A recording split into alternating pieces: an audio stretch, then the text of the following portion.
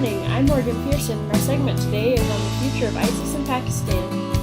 Before we dig in, let's answer a few important questions.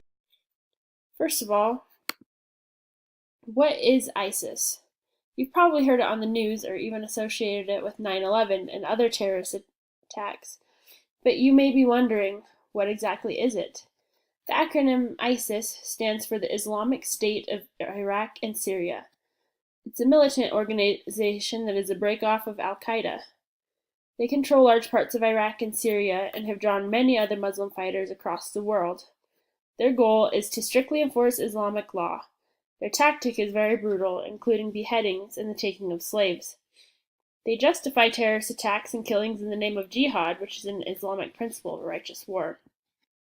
They even sacrifice their own lives in suicide bombings and terrorist attacks, such as in 9/11. They do it in the name of jihad, which is an Islamic principle of a righteous war. They believe that if they die fighting for Allah, they will go to heaven. And this extremist group has taken that to mean taking the lives of innocent people with different beliefs. Now let's take a look at what ISIS has to do with Pakistan. Even though ISIS is beginning to disappear, they may find refuge with Pakistan. Pakistan is right in the middle of things geographically, which makes them a target. ISIS is a threat to their national security. Pakistan already has a weak government that has been controlled on and off by another militant group called the Taliban. The Taliban supports ISIS and commits acts of terrorism in their behalf. ISIS is always trying to recruit Muslim soldiers to their army.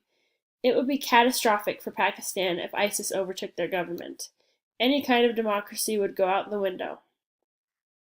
So many are wondering, what is the future for ISIS? ISIS is slowly being wiped out, but experts say that we shouldn't overlook the safe havens for their insurgents.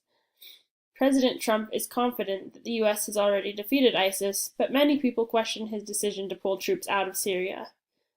White House officials say that there may be almost 15,000 ISIS fighters still active in Syria. The future is still uncertain. So how does ISIS affect us in the U.S., you might ask? Everyone wants to feel safe. You want to be able to get on an airplane or go to public places without feeling scared of an attack.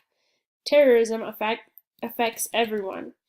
As we have witnessed in 9/11, the U.S. and the West in general is a big target of Islamic extremists. The U.S. is involved in the war against terrorism. Being an ally with Pakistan is important for our relationships in the Middle East and overcoming ISIS.